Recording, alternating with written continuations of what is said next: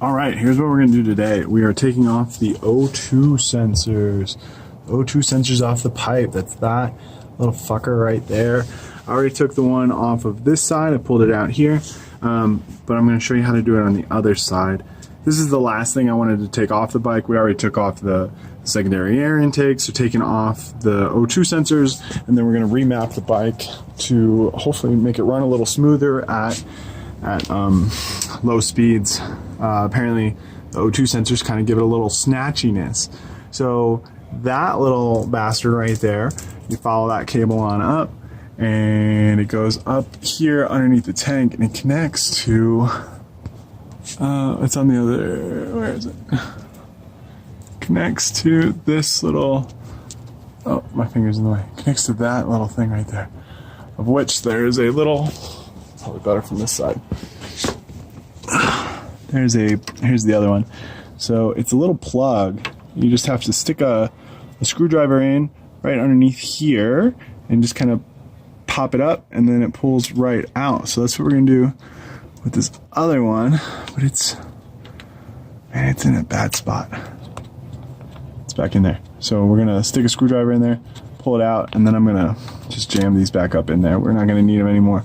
But if you do the O2 sensor, it's gonna flip a error switch on your bike when you turn it on. So you have to be ready to plug it in and do some tuneecu work and remap it after you pull these bad boys out. And then we're gonna fill these holes in with 12 by 1.25 bolts, the same bolts that we used in here, little copper anti-seize and a crush washer. So that's where we're at. I'm gonna work on getting that bastard popped off. Okay, I did it backwards. I just unscrewed this. It pops off really easy. It unscrews really easy. So it's just a, what size is that? I used a 11/16 because it's what I had. I didn't have the right size metric, but 11/16 worked fine for what I needed to do. So now I can show you how to pop this off. So there's a little tiny tab. Let's see if we can get there. See that little tab right there? See that little bastard? You're just gonna stick a screwdriver in there and lift that up. Might even be able to do it with my nail. No. So I'm gonna stick a little tiny screwdriver in there, lift it up, pull this out. And then the other thing you had to do is I had to take the radiator bolts off so I could sneak this hose. This hose was back inside of there. So you pull these radiator bolts off. They're just tiny little, like 5mm bolt heads or something. You pull that off, and that just gives you enough room to squeeze that out of there. And then, yeah, then I'm gonna snake this out once it's unplugged, and then just kind of shove these things back up in there, and nobody will see them. They'll be up, out of the way, hidden, shoved up there. Yeah, that's that. Okay, we'll see you when we get the tuneecu plugged in. Okay, just kidding. We are not to the tuneecu phase. We still got to put the bolts back on. So don't forget to put on your radiator bolts back on. And then this little guy, I'm going to throw just a touch of thread lock on this when I put it back in, just because it is on the front of the bike in a precarious place. So I just like to put a little bit of blue thread lock back on there before I put those in. And then these are my bolts. We got some copper washers in here. We're going to put just a little tiny bit of red high temp RTV silicone, just a tiny bit just on the top there, just right there, just tiny. And then we're going to put the washer on there, and then we're going to put this copper anti-seize on the rest of the bolt, and then we're going to thread it on into the little hole right there. Yeah, so we'll see what that looks like. So this next part I really wanted to show you on the camera, but I'm not going to be able to because I need to use my phone to do the next step. I used to use a computer, but I just downloaded the tuneecu Android app. So you need to make sure that you're connected to a battery charger because you don't want your battery to die during this. But basically what's going to happen is I'm going to plug a cable into my ECU plug, which is here, and then I'm going to turn on the the app, the Android app for tuneecu, and then I'm going to turn the bike on once I've connected the phone to the plug with this cable here. So this is the tuneecu cable. This plugs into the bike like that, and then I bought a little USB to USB-C plug to plug into my phone, and then the tuneecu app will load the map that's on the bike, and then I'm going to upload a new map that way, and then you need to let the bike run for a little while as it calibrates.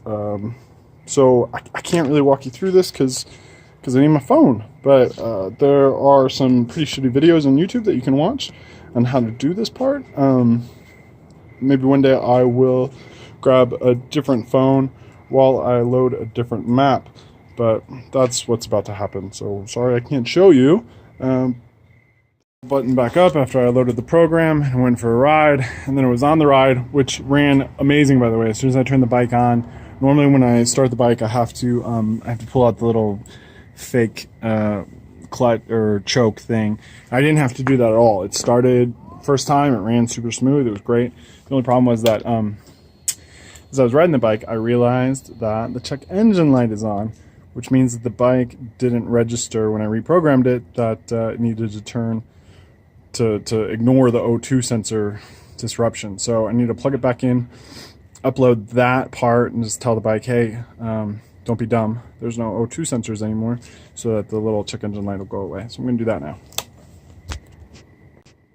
Okay, so I'm not sure if I did the right thing or not. I thought loading the map would tell the bike that there was no O2 sensor because the box is unchecked, but the error code still tripped. I'm not sure why. So I just plugged it all back in. I loaded I connected it to the ECU. It took 2 seconds, and then I cleared the error code, and now we've got a check engine light here, but as soon as we start the bike, error code is gone. So we fixed it. I just did a little ride around the block, and it ran so nice. It ran so nice. And that's just one of the free maps that I got off of tuneecu's website. Supposedly, if you spring for one of the Triumph Twin Power maps, there's a huge difference, but they're like $100, more than $100 for a map. I don't have $100 right now to spend on that, so I'm gonna rock this free one for a while because it's a different bike, y'all. It's a different bike. So once again, the changes that we've made to the bike so far, we completely redid the front end, which didn't have any difference on power, right? That didn't change anything. It just looks cooler. I still want to get these stupid rubber gaskets that I left. I still want to get those off at some point, but I don't want to cut them. So I'll have to take everything off to get those off. I don't know when I'll do that, but I'll do that at some point. So the engine modifications that we made is we pulled out the secondary air intake, which I don't know what is showing right there. That's oil? I don't know what that is. It's sketchy, huh? Ooh, have to keep an eye on that. So yeah, we pulled the secondary air intake, and then we pulled out the O2 plugs. We relocated the rectifier, which didn't have anything to do, it just cleaned up the front end. And we added these sweet secondary pipes. These are the Norman Hyde Togas. They're pretty sweet. And then we reprogrammed the bike. That does worry me a little bit, though. We'll have to figure out what that's about. See if it's on the other side.